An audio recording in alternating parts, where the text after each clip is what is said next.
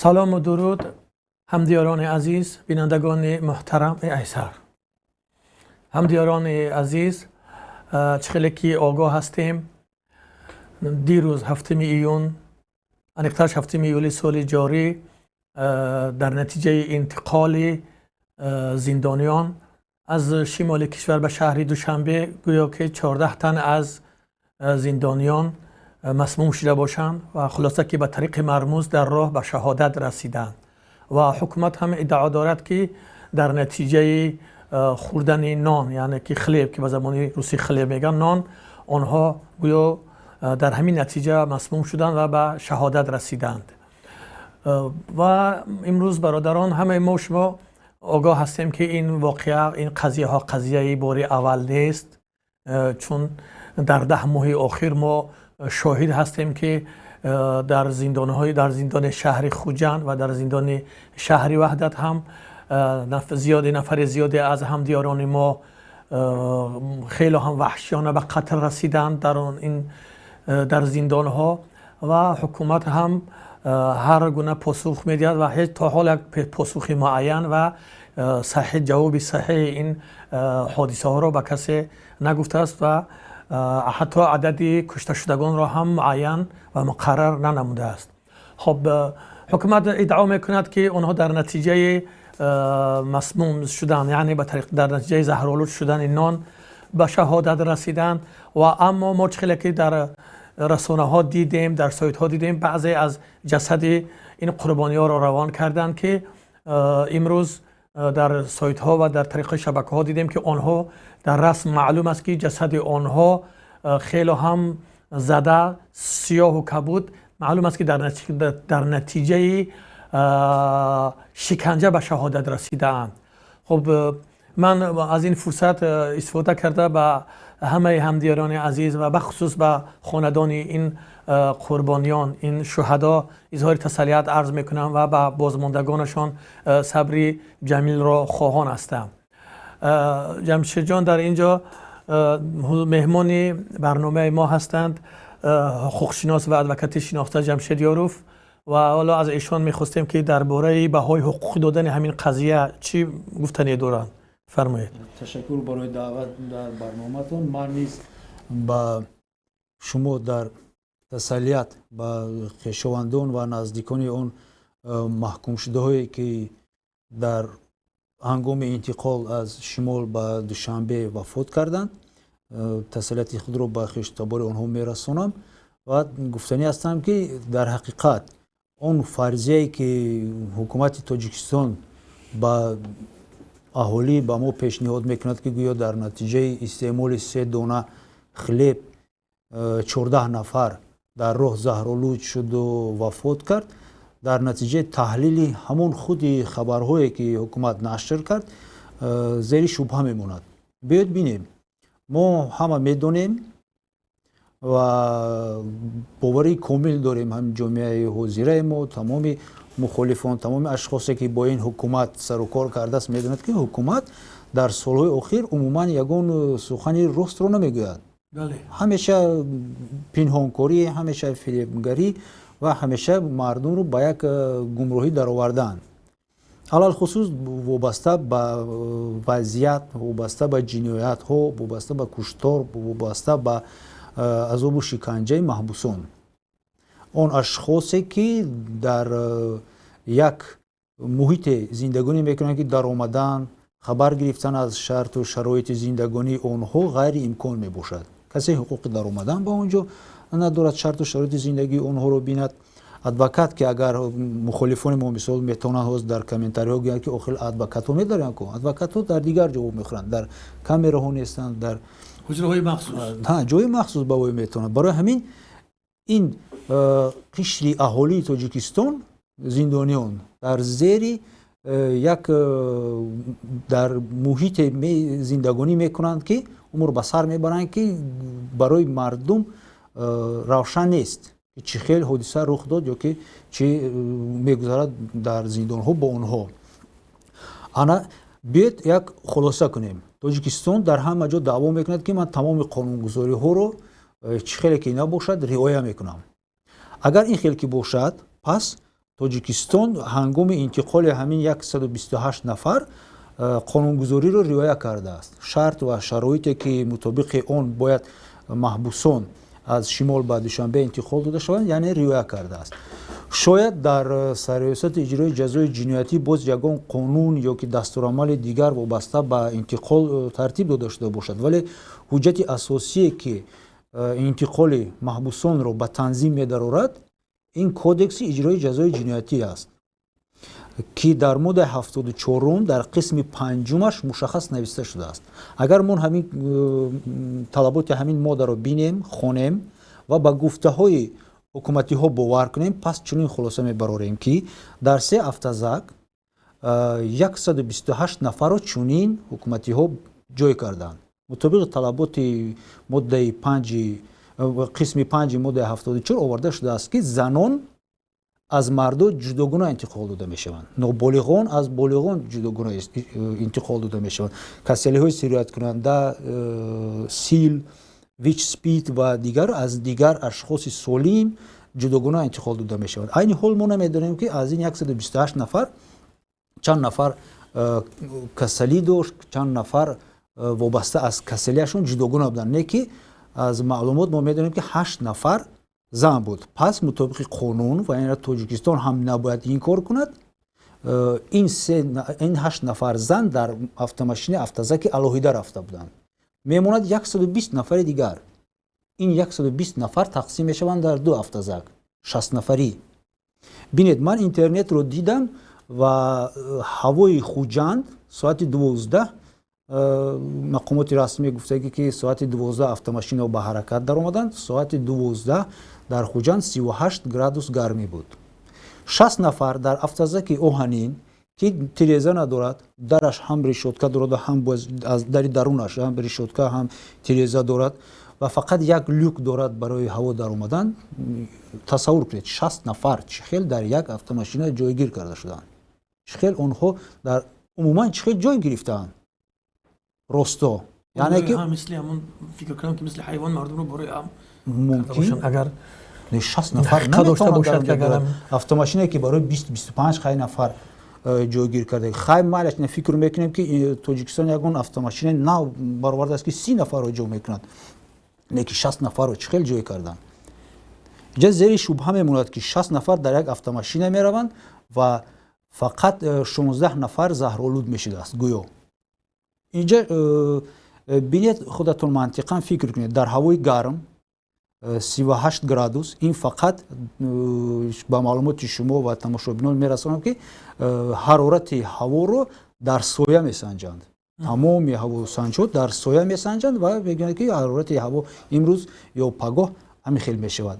вале ҳарорати ҳаво дар зери шуои офтоб дар автомашини оҳанин аз 50 ҳам боло меравад.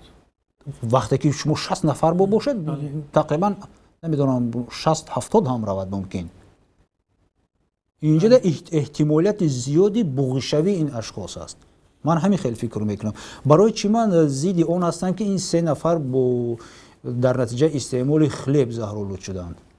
ҷамшед, шумо фикр намекунед дар инҷа ҳозир мо ҷасади яке аз қурбониёни ин ҳодисаро дидем, Одинеев Валиҷон Дарвешевич аз шаҳри аз ноҳияи Ҳисор, ва дар онҷо расмуш ошкор маълум аст ки ба тариқи шиканҷа ба шаҳодат расонда шудааст. дар инҷо имконе ҳам ҳаст ки шояд қаблан инҳоро ба шаҳодат расондан қурбон карда бо баъд ба душанбе равон карда бошад. имконият ҳам вуҷуд дорад, чунки албатта вуҷуд дорад. барое ки ман чӣ хеле дар аввал гуфтам, умуман он лимити боварие ки ҳар як ҳукумат дорад Тоҷикистон аз даст додагӣ аст. Тоҷикистон, ҳукумати имрӯзаи Тоҷикистон ягон зарра ҳам бовар кардан ҳам мумкин нест. Тоҷикистон ҳар як корро карда метавонад. оё мақомоти қудратии Тоҷикистон оиди ошӯбҳо ба гуфти худашон ошӯбҳои Хуҷанд ва ошӯби шаҳри Ваҳдат ягон маълумоти кофӣ доданд? оё ягон тадқиқоти худро барои ҷомеа нашр карданд, муфассал фаҳмонда доданд? Не. он саволҳое ки ҷомеаи шаҳрвандӣ пешниҳод мекунад беҷавоб мемонанд. мо то ҳоло медонем ки ҷасадҳои ашхосро онҳо алиш мекунанд. хел дар расонаҳо дидем як касеро гур карданд ки вале вай зинда будааст. مسلمان قربان علی از ناحیه ونج وقتی که یک جسد را دادند و جسدی که دیگر روی او معین نشد جسد را پدرش وقتی دیده است خب رویش شناسا نبوده است اما در نتیجه علت و کوب و شکنجه سیاه حتی شخصیتش معین نشده است و او را پدرش گویا که بردن با همراه خویش تبار نادیده هم خیلی یک بار دیده است دیگه خیلی معلوم نبوده در حالت خودش هم ناگوار قرار گرفته است گویا فرزندشون بوده است مسلمان قربان علی و او را بردن به خاک سپردن اما بعد از حدود تقریبا 20 یا 25 روز از زندان به خانواده‌شان زنگ میزنند که خب من فلانی و فلانی هستم من قربان علی مسلمان هستم و اونا هم حتی اپش خواهرش به هوش میشه وقتی که اینو میشنود که صدای وی رو گفت من زنده ام خب ببینید اونا حکومت این رو ادعا میکند که این دروغ است اما چون این شدگی نیست ولی عذر خشتبار مسلمان قربان علی و دادند در همه جا گفتند در رسانه هم که فرزند ما زنده و سلامت است با ما حرف زده است خب ما ببینیم در جای قربانی کی رو بردن آنها به خاک سپردن تو این اندازه ظلم و ستم که دست جمعانه مردم را میکشند و اینا از این فرصت ها استفاده کرده در تاجیکستان چه که ما میدونیم اینا بعد در تمام جهان اعلان کردند که در تاجیکستان حکم قتل نیست و اینا دارن اکثر مخالفین سیاسی خود را در زندان به همین طریق از راه میبرند تا که برای باقی ماندن خود این مقامات تاجیکستان حکومت دیکتاتوری برای باقی ماندن خود در قدرت به همه اقدام غیر انسانی و وحشانیت دست میزنند خب ما امروز در برادران عزیز بینندگان محترم در خط در آنلاین با ما شرف الدین گدایف رئیس سازمان رشد و اصلاحات تاجیکستان قرار دارند اگر امکان با شرف الدین پیوست شدن ما داشته باشیم از کارگردان خواهش میکنیم که با شرف الدین ما را پیوست کنند و شرف الدین راجع به این قضایات و این قضیه هایی که در روزهای اخیر در کشور رخ میدهند و مردم را به طریق مرموز به شهادت میرسانند جبر و ظلم تا جای رسیده است که دیگر ما نمیدونیم که این تا چی انجام مییابد و شرف الدین گدایف اگر صدای ما را میشنوند خب اگر امکان گفتن داشته باشند بفرمایند نظرات خود را در این باره ابراز کنند شرف الدین درود و سلام به شما برادر جمشید جان به بینندگان و شنوندگان شبکه پیمان ملی تاجیکستان و در حقیقتا ما یک حالت دهشتبار را میبینیم که در اینجا حکومت تاجیکستان دروغ‌های زیاد میگوید و پیش از همه من میخواهم که به نزدیکان و خویشاوندان قربانیان تعزیه خودم رو بیان بدارم چون این یک فاجعه است فاجعه ملی است من این فاجعه را گروه علایده و شخصان علایده نمیدونم و این یک فاجعه واقعا ملی است ما نمیتونیم امروز بگوییم که اینها همه آدم شخصیت هایی بودند که در حقیقت جنایت صادر کردند پیش از همه به خاطر اونی که عدالت سودی در تاجیکستان وجود ندارد و آنهایی که در این به سر آنها مجبورن گناه های رو بار کردن آنها در یک شرایط بی‌عدالتی به کنج زندان رفتند آنها با تهمت با بهانه های سیاسی آنها پشت زندان رفتند ما نمیتونیم اینها رو بگیم که اینها در حقیقت جنایتکار هستند و وقتی که در تاجیکستان تا وقتی که عدالت سودی وجود ندارد و عدالت وجود ندارد این نمیتونیم اینها را همچون جنایتکار گویم و همچون شخصانی که در حقیقت جنایت صادر کردند به این خاطر من به همه اینها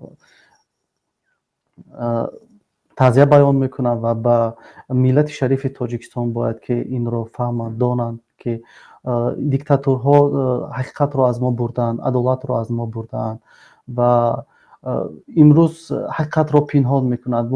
имрӯз мардуми тоҷикистон намедонанд дар ҳақиқатан ки бо фарзандони онҳо чӣ шудааст. фарзандони онҳоро дар назди чашмашон мекушанд ва дари хонаашон меоранд, медиҳанд, вале падару модари онҳоро маҷбур месозанд ки онҳо бо расонаҳо ҳақиқати ҳолро нагӯянд ва бо фарзандони онҳо чӣ шудааст нагӯянд. Ва он захмҳое ки мо имрӯз дар бадани ин маҳбусон мебинем, бадани ин шахсиятҳо мебинем, мақсад як аксе ки аз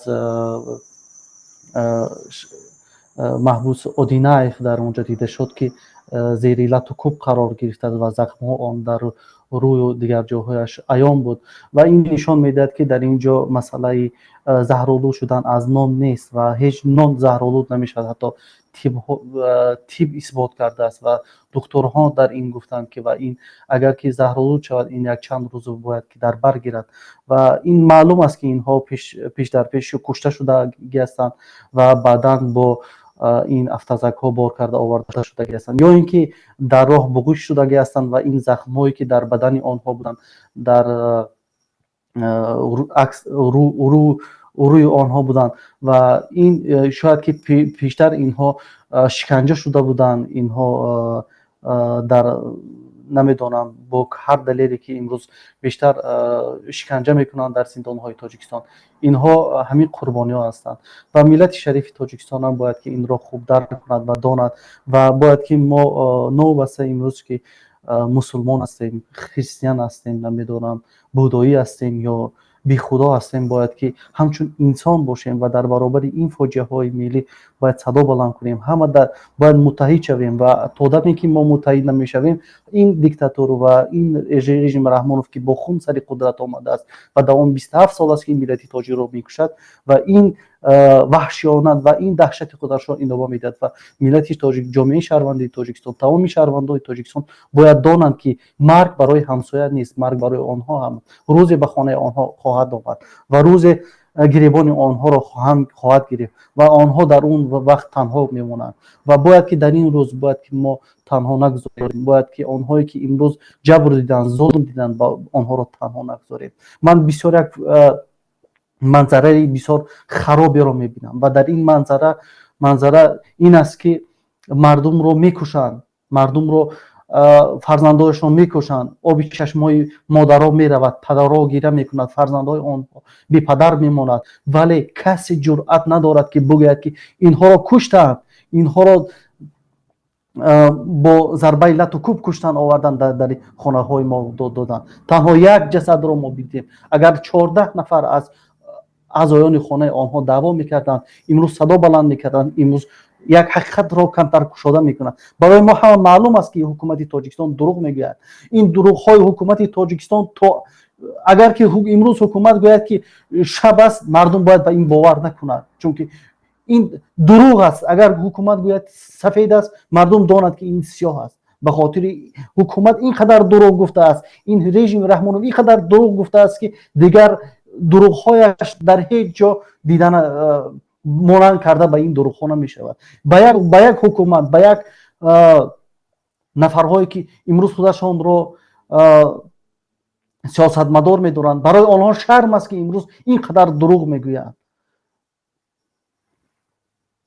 шарофиддинҷон, як лаҳза дар ин ҷо шумо гуфтед, ки бадани ҳама ин зиндониён ҳама خب معلوم است که در نتیجه شکنجه به شهادت رسانده شدند.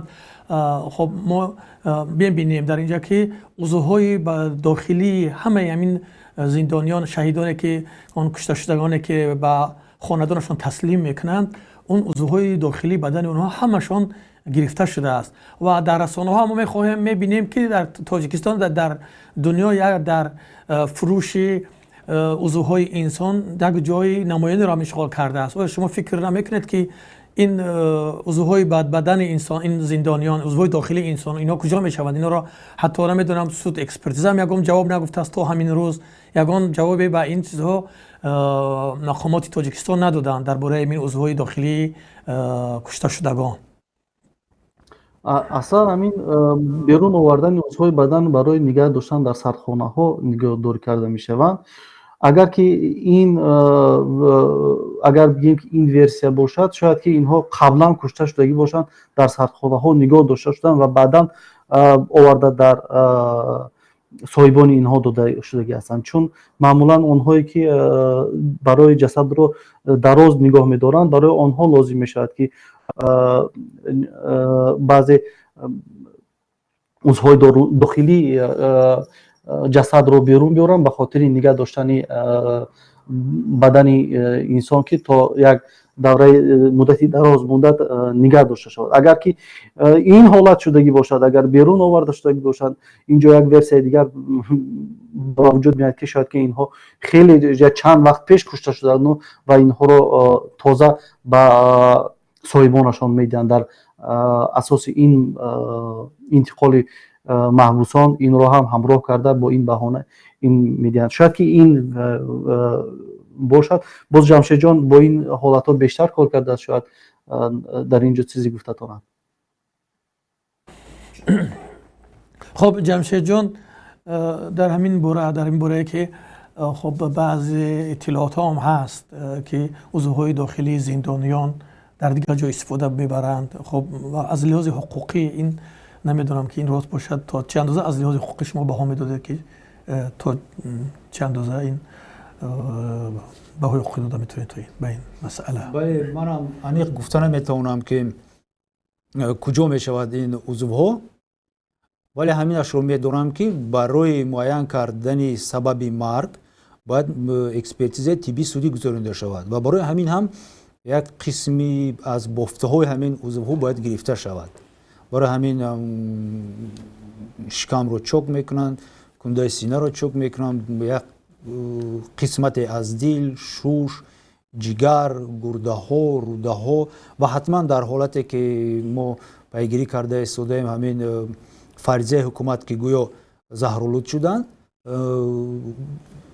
معده زیر تشخیص باید قرار داده شود. البته نه همه عضوها با 100% در نتیجه اکسپرتیز در نتیجه همون ریاکسیه هایی که میگذارانند و مدای خیمیوی زهرآلود رو معین میکنند باید نابود شوند. ما مثال میبریم هم جگر رو. جگر خیلی هم کلانترین عضو داخلی انسان هست و تمام اون رو غیر امکان است برای سنجیدن. کافی است که یک قسمت اون رو برند و حتما باید در اینجا توصیه میدادم که به مردم تاجیک به اون نزدیکان و خش تبار جابردیده ها که حتما از مقامات قدرتی طلب کرده شود که نزدیکان خود رو بینند، پورا مشاهده کنند. چقدر که شما حاضر مثال آوردید وابسته به اون مردی که گویا مرده بود و بدتر زنگ زد، اگر حکومت، اگر مقامات قدرتی، اگر شهروندان تاجیکستان حقوقهای خود رو وابسته به دیدار آخران با خویشاوندان خود، وابسته به حقوق طلب کردن تشخیص علاوگی سودی طبی اگر باور نداشته باشند به خلاصه تشخیص سودی طبی که مقامات گذرانده است در پنهانی در ناروشنی میتوانند همین حقوق خود را استفاده برند. حقوق دارند که پرسند که عضوهای بدن نزدیکی آنها کجا شد. حقوق دارند که آن عضوهای بدن را همراه جسد خویش تبار و نزدیک خود گیرند به قبر جای کنند. حقوق دارند که طلب کنند که از حکومت گرفتن جبران پولی برای اینکه حکومت وظیفه دار است که حیات و سلامتی محبوسان رو زیر نظارت خود گیرد و حیات و سلامتی آنها رو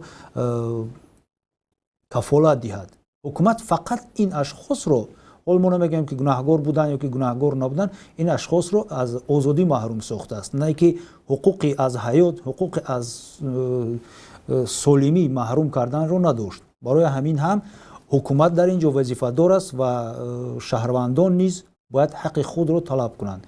بس از خاموش نشستن، بس از فکر کردن که این حادثه با من رخ نمیدهد. خب من میتونم که با شراف‌الدین یک مسئله دیگر مطرح کنم. هست در خط. خب برادر عزیز شراف‌الدین، بعضی کارشناسان معتقدند، در آن نظرند که در همین قضیه حادثه اولی شهری که در شهر خوجند رخ داد در زندان، نفران زیاد کشته شدند در زندان رقمی 3 شهر خوجند.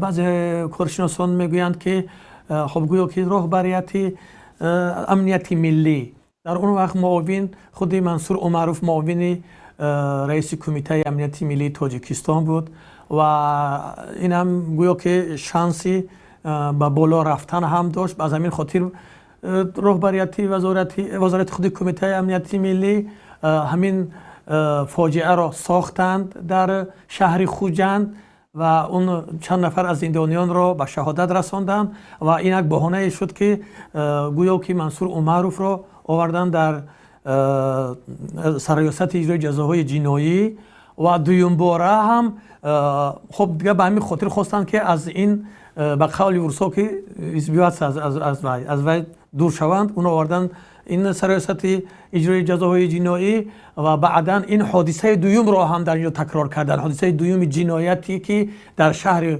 خوجند در شهرک وحدت شد و خواستن که در اینجا خود همین سردار ریاست گنرال منصور عمر را هم به قولی که بگیم که در اینجا این رقیبان بالایی تو خواستن بیابرو کنن و این رو ساختن. عقیده شما در همین باره، نظر شما، فکر شما این هم وجود داشته میتواند؟ البته این وجود داشته میتواند، چون که ببینید بعد از عملیات نظرزاده و بستن حزب نهضت اسلامی تاجیکستان و این یکی از هدفهای یکمین درجه کمیته دولتی امنیت ملی تاجیکستان است، چون که این بافته و ساخته ها را کمیته دولتی امنیت ملی تاجیکستان ساخته است و بیشتر زندانیایی که در زندان تاجیکستان هستند آنها بیشترش بیگناه هستند و بیشتری از آنها مخصوصا با دست کمیته امنیت ملی تاجیکستان پشت زندان بردگی هستند و آن آدم‌هایی که در آنجا نالازم هستند آنها باید که نیست و نابود کرده شوند و این یک طرف قضیه و طرف قضیه این است که باید که هرچی بیشتر وهم و ترس را در دل زندانیان بیشتر سازند و ما با خبر هستیم که چندین مراتب است که پیش زندانیان سیاسی می روند و از آنها خواهش میکنند که آنها باید که گناه های نکرده را در نزد دوربین ها به دوش خود گیرند و از پرزیدنت همچون عفو طلب کنند و این ترس و هراس ها را درآوردن و کشتن و نشان دادن آنها که شما هم یک روز با مثل قیام‌الدین قاضی و با مثل دیگر زندانی هایی که در آنجا کشته شدگی هستند شما هم کشته میشوید. البته این یک بازی ها هستند و این بازی ها ادامه می‌یابند و اگر که قبلا عزت‌الله شریفوف بود در زندان ها آنقدر بازیگری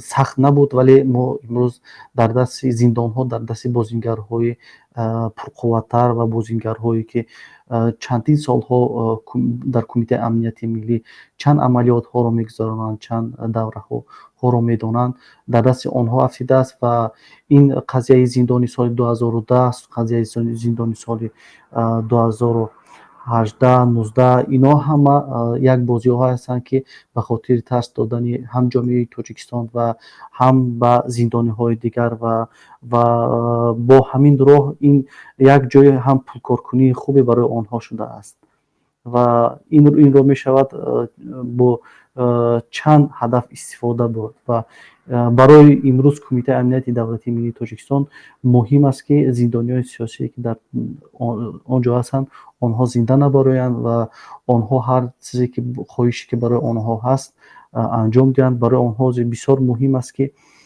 کسی از این زندانی ها خواهش کند که آنها را عفو کند و گناه های نکرده را به دوش خود گیرد. این برای آنها بسیار مهم است و تمام تلاش های کمیته امنیت دولتی ملی تاجیکستان هم همین است. من باوری کامل دارم که در قضیه های گذشته این عملیات های ساخته بودند و به دوش داعش پرتافتن و به دوش دولت اسلامی پرتافتن اینها این ҳамкории мақомоти тоҷикистонро бори дигар бо гурӯҳҳои радикал ва тунгаро исбот мекунад ва мо дар гузашта медонем ки мақомоти тоҷикистон бо гурӯҳҳои тунгароӣ биштар кор кардааст ва ҳатто дар соли 1999 ба ҳамон гурӯҳи тунгароӣ ки исломии Ӯзбекистон аст, як гурӯҳи тунгаро, бо онҳо ҷумъаи намоянгонӣ бо онҳо силоҳ яроқ дода буд, ба Тоҷикистон ворид карда буд ва ин он чизе ки имрӯз мо мебинем, ин идомаи ҳамон ҳамкориҳои мақомоти Тоҷикистон бо гурӯҳи Толибон ва бо гурӯҳи давлати исломӣ. Барои мақомоти Тоҷикистон ин гурӯҳ бисёр манфиатоваранд ва ин як дастаки хубе барои саркӯб кардани дигарандешон дар Тоҷикистон хуб истифода мешавад аз ин. خب تشکر زیاد شرافالدین جان. خب ببینید ما چنین واقعه ها اگر در کشورهای دموکراتی و کشورهای مردم سالاری اگر خدای نخواست رخ بدهد، چون که واقعه ها کم رخ میدهد، در اونجا اگر امثال این واقعه هایی که در زندان های کشور ما رخ داده است و رخ داده ایستاده است، معلوم است که حتما مقامات اون کشورها جبران پرداخت میکند، برای اون کشته شده ها جبران پرداخت میکند. خب دیگه ما میبینیم و همه عاملان این واقعه، این حادثه هایی که در این کار شریکند، دست دارند، بر جواب های جنایتی کشیده میشوند و حتی رهبران دولت به استعفا میروند. خب دیگه در کشور ما دیگر شاهدی چنین واقعه هستیم که کسی را جزا نمیدهند، بلکه با مذهب های بالا اونا را تعیین میکنند و یگان کس هم ما این چیز دیدیم یا که با نفقه گسیل میکنن با آبرو و بعدا باز میبینه که در همه جا اونا دستشون باز است و دخالت میکنن در همون. حتی چند نفری را که هم از زندان های شهر دوشنبه از مسئولیت ها گرفتن و تا حالا زندانیان خبر میرسونن که اونها حتی به زندان میرند و مردم را، اونایی که از وظیفه گرفتنشون حتی در دیگر جاها مشغول کارن و میروند در آنجا شکنجه زندانیان را باز هم مثل پیشتر ادامه میدهند. به همین خاطر ما گفتیم که در دیگر کشورها، اگر دیگر کشورهایی که انسان قدر دارد، انسان کرامت دارد، حتما تا حتی رهبرای اول کشور در این نتیجه از مردم بخشش میپرسند و حتی مردم از آنها استعفا طلب میکنند، استعفای آنها را طلب میکنند و آنها به استعفا میرود. در ما باشد نه کرامت انسان مانده است، نه حقوق انسان و امروز ملت عزیز ما را به مظلومیت و به این روز سیاه آورده رساندن. خب جمشید جان، شما هم چیزی اضافه کردنی بوده در قضیه این جوابگری و یا که حقوقی زندانیان از طرفی که باید چطور اونها در نتیجه انتقال و در دیگر طریقه باید که چه خوراک داده شود و چه مسئولیت دارند. همین سخنهای شما رو میخوام دوام کنم، پس به فکر خودم گذارم. شما در حقیقت درست گفتید، در دولتی که دموکراتی هست و مردم سالار است و مردم این حکومت رو انتخاب کرده است و مردم حقوق و امکانیت نظارت کردن از بالای حکومتداران خود رو دارد، چون این اشخاص، من کی رو در نظر دارم، سردار ریاست اجرای جزای جنایتی، سردار محبس خانه هایی که از آن مردم انتقال داده شد، سردار اون گروهی که این کاروان محبوسان را میبرد، حتما باید نسبتشان پرونده آغاز کرده شوند برای بی‌صلاحیتیشان، برای خنک نظریشان. این کمترین ماده رو ما گفته استادم و آنها به استعفا برآمده شوند. خیلی که تجربه حاضره تاجیکستان سالهای آخر تاجیکستان نشان میدهد، من در اینجا میتونم یک پیشگویی هم کنم.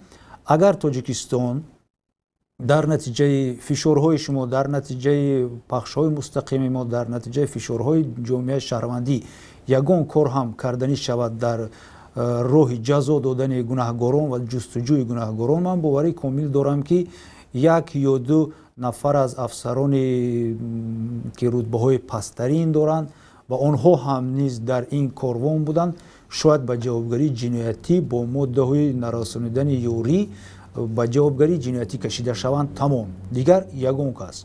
اویدی اون که این سه خلیب از کجا پیدا شد، حکومت تاجیکستان برای چی در گذشت مدت علاقه یکونیم شبانه روز یگان جواب نمیدهد. ما میدونیم که البته تشخیص نتیجه تشخیص سودی تیپی ممکن یک مدت طولانی رو لازم باشد برای همین نتیجه رو گرفتن، ولی که پیدایش همین سه خلیب برای چی در مدت 1.5 روز عین حال تا حاضرم با جامعه شهروندی با تاجیکستان با خش تبار این جبریدها گفته نشده است. باید فکر کنیم وقتی که کاروان از خوجند به دوشنبه رهسپار می شود، راهی که همگی 6 ساعته هست، در یگان مورد کاروان حقی تنفس کردن ایستادن را ندارد. در این راه بله ببینید برای که 128 جنایتکاری اشهدی رو برده ایستاده است، چه باید در یک جامعه ایستاده و حکومت میگه که ما 6 مرتبه ایستادیم. میبخشید برای چیش ما 6 مرتبه ایستادید؟ برای سیگارت کشی مثلا ایستادید، ناستوف کنی ایستادید، بخشش تماشا ببینید محترم. حال آن که برای حاجت رو چیز کردن، حاجت خانه رفتن، این автомашин ҳо ҳоҷатхона доранд дидем доранд ва ягон зарурияти 6 маротиба истодан дар ягон ҷо нест. ин як хокпошӣ барои мардум, барои ҷомеаи ҷаҳонӣ аст ки бинед мо чӣ хел мардумсолор ҳастем, мо чӣ хел демократ ҳастем ки ҳуқуқҳои маҳбусонро риоя мекунем. дар як дар масофае ки 6 соата ҳаст мо 6 маротиба истодем. барои чӣ истодед? ба ин савол ҷавоб нест. бинед ки чӣ хеле ки ман гуфтам барои чӣ 60 нафарӣ ба ду мошин ҷой кардед ки ин фармонро дод. ва бинед ки дар ҳамон маълумоте ки якум пахш мекунанд мегӯянд ки мутобиқи нақшаи тасдиқшудаи сарраёсати иҷрои ҷазои ҷиноятӣ, яъне ки аллакай нақша будааст ки дар як мошине ки то 20-25 нафар ҷой мекунад шумо 60 нафар ҷой кунед. ин нақшаи пешакӣ будааст. яъне ки касе ки ҳамин имкониятро фароҳам овардааст ки дар автомашине ки 20 нафар ҷо мегирад, дидаву дониста 60 нафарро ҷой кардааст, ҳатман барои ҷазо бояд ба ҷазо кашида шавад. ин ашхос муайян карда шавад. муайян бояд карда шавад ки ин се хлеб аз куҷо пайдо шуд, барои чӣ се хлеб буд, оё дар дигар автомашинҳо хӯрок буд ё ки набуд. ва инҷо боз мегардам ба ҳамун моддаи 74 қисми 5 кодекси иҷрои ҷазои ҷиноятӣ. дар он ҷо оварда шудааст ки дар ҳангоми сафар маъмурият ба маҳкумшудаҳо ба як таври лозима ва зарурӣ хӯрока медиҳад. гирифтан бо худ хӯрок ягон лавозимоти ғайри иҷозавӣ мумкин нест. пеша ба автомашина савор шудан онҳо ҳама тарафа санҷида мешаванд. вақте ки ман мегӯям ҳама тарафа, ин маънои онро дорад ки ҳама тарафа, ҳам либос, ҳам бадан, ба тамоми қисмҳои бадан санҷида мешавад ва он чизе ки мумкин нест ба автомашина роҳ намедиҳанд. хӯрокро низ мутобиқи қонун ва Тоҷикистон низ тасдиқ мекунад ки қонунро ман риоя мекунам. мутобиқи қонун, яъне ки ҳамин се хлебро сардорони муассиса доданд, яъне ки ин хлеб аз берун пайдо нашудааст. хеле ки мо медонем дар маҳбасхонаҳо пекарни ҳаст, ҳамон нонвойхонаҳо ҳаст ки хлеб мепазанд. хлеб аз ҳамин маҳбасхонаҳо баромадааст. барои чӣ ҳукумат то ҳозир муайян накардааст ки хлеб аз кадом маҳбасхона баромадааст? аз маҳбасхонаи Истарофшан нонпазӣ доранд. вақте ки дар СИЗО ман буданд, СИЗО дошт, маҳбасхонаҳо ҳам доранд. агар дигар ашхосе ки дар маҳбас буданд пурсед, тасдиқ мекунад ки маҳбасхонаҳо ҳам доранд. барои чӣ се хлеб заҳролуд мешудааст, дигарояш не? ё ин се хлеб ба тамоми 128 нафар тақсим карда шуда буд? агар ин хлебҳо дар новойхонаи маҳбасхона заҳролуд шуда бошанд, пас он хамиртуруш, он мисол ягон қисми таркиби ҳамон хлеб заҳролуд шуда бошад, пас чаро дар дигар маҳбасхонаҳое ки дар хуҷанд монданд, дар Истарофшан монданд, барои чӣ дар он ҷо ин ҳодиса рух надод? барои чӣ ягон маълумот мо надорем ки дар маҳбасхонаҳои хуҷанд, Седропсе ва дигарое ки аз он ҷо ин мардум интиқол шуд, ягон каси дигар дар натиҷаи истеъмоли ҳамин хлеб заҳролуд нашудааст ё ин ки шудааст, вале ба мо намегӯянд. ҳеҷ кас намедонад. барои чӣ фақат се хлеб мешавад? оё дигар автомашинаҳо ба хлеб доштанд ё ки надоштанд? як саволи дигар, шумо ҳукуматдорон ашхосро аз як минтақа ба минтақаи дигар мебаред, фақат ба дасти онҳо хлеб медиҳед, тамом, ягон хӯрокаи дигар надодед. барои чӣ шумо фақат фикр кардед ки در نتیجه استعمال همین خلب اونها زهرآلود شدن. یعنی که تصدیق میکنید که بغیر از خلب و آب دیگه ما یگان چی نمیتیم. شما با همین اثبات میکنید که شرایط نگهداری و خوراک محبوسان رو تصدیق میکنید. بسیار سوالات هست که حکومت باید جواب دهد و ما انتظار این جوابا هستیم و از خش تبار محبوسین، خش تبار جبردیده و از جامعه فعالان جامعه شهروندی تاجیکستان با استفاده از همین فرصت من خواهش میکنم، طلب میکنم که بیدار شوید، حقوق خود رو حمایت کنید، نترسیده. در اینجا شما جبر دیدید و حکومت در نزد شما وظیفه دار است ضرری که به شما رساند جبران کند و تمام سوال هایی که شما دارید حکومت باید جواب دهد. یک کمیته تشکیل کنید، یک گروه جمعیتی جبردیدگانی از جبردیدگان همین محبسخانه های تاجیکستان تشکیل کنید و حقوق خود رو حمایت کنید.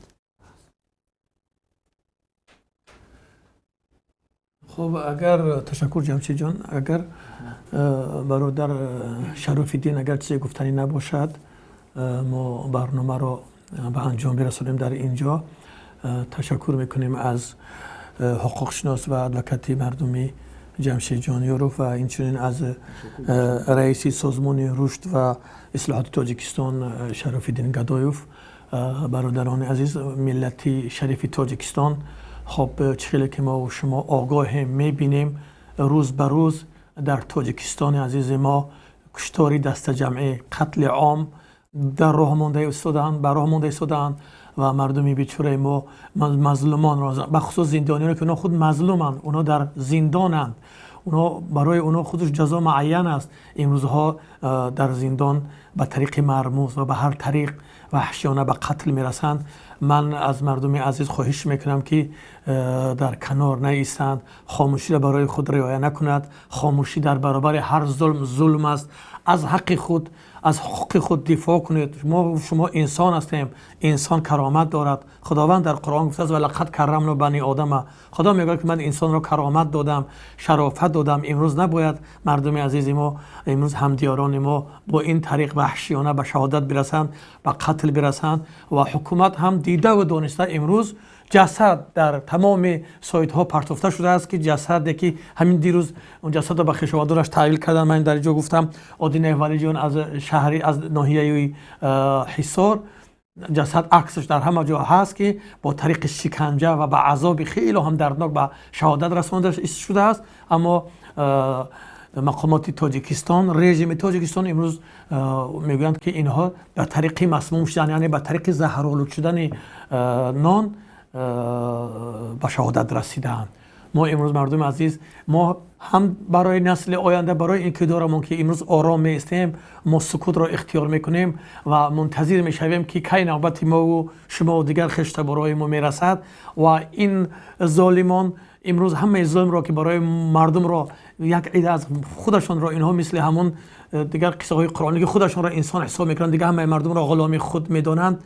باید این خیر منتظر نباشیم.